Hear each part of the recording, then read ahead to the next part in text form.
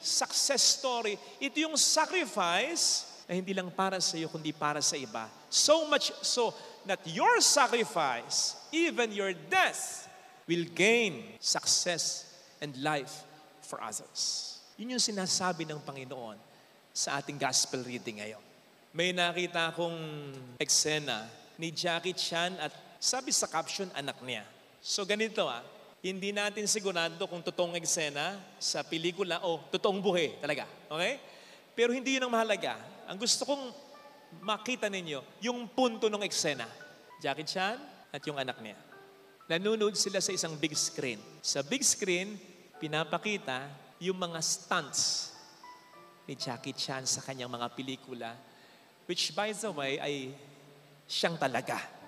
Yun ang binoboast niya, hindi siya nagpapadouble. So kitang-kita ng anak niya kung paano siya nahulog sa isang building na ikinabali ng tadyang niya. Nakita ng anak niya kung paano siya nahulog sa isang sahig na puro baga, kaya nalapnos ang balat niya. Nakita ng anak niya kung paano siya nahulog mula sa isang mataas na puno, kaya pumutok, dumugo ang ulo niya.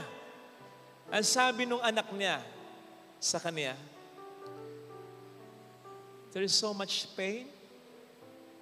Masyado bang masakit? Ang dami yatang sakit, ang dami yatang hirap. Parang ganon. Ang sabi ni Jackie Chan, a lot. Yes, anak. Mahirap. Dito na umiyak yung young girl. Dito na siya umiyak. Para bang naisip niya, ganito ang hirap ng tatay ko para mabuhay lang ako. And then ang sabi nung young girl kay Jackie Chan, Dad, you're great. You're great, Dad. Dito na umiyak si Jackie Chan. Biruin po ninyo, kung iba yung nagsabi nun, Jackie Chan, you're great. Siguradong marami nang nagsabi sa kanya nun Lalong-lalo na yung mga stunts ginagawa niyang mag-isa. Jackie Chan, you're great. You're a great actor. Ang galing mo sa martial arts. Sigurado ang reaksyon ni Jackie Chan, nangingiti lang siya. Pero hindi yun nanonood sa puso niya. Nagpapasalamat lang siya. Yun niya. Pero sa moment na ito'y nanggaling sa bibig ng anak niya, Dad, you're great. Naumid siya. Hindi siya makapagsalita.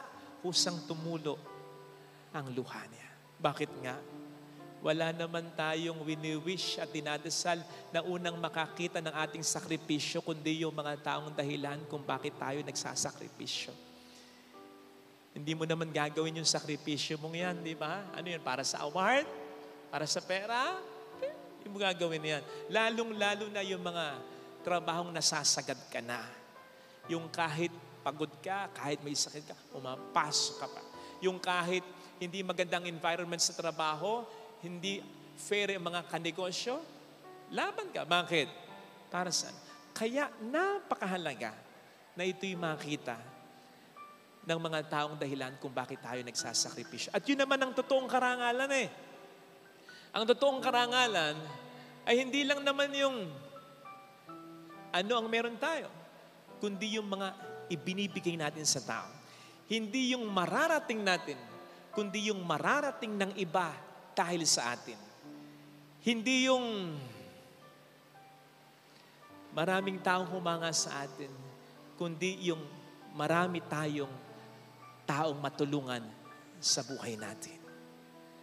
Nakita po ninyo, sabi ng Panginoon, oras na para parangalan ang anak ng tao. Dumating yung mga Grego Kung isipin mo, anong parangal ang sinasabi ni Kristo? Siguro enough na yung gumawa siya ng milagro. Siguro enough na naman yung magandang impluensya niya, ang dating niya sa tao. Siguro enough na naman yung wisdom niya kapag nagtuturo siya. Pero hindi yun Hindi yun.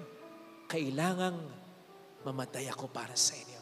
Isipin po ninyo, kapag sinabing Kristo, naisip ba natin nangangaral siya? Naisip ba natin nagpapagaling siya? Naisip ba natin yung impluensya? Hindi. Ang naisip agad natin, Kristo sa krus.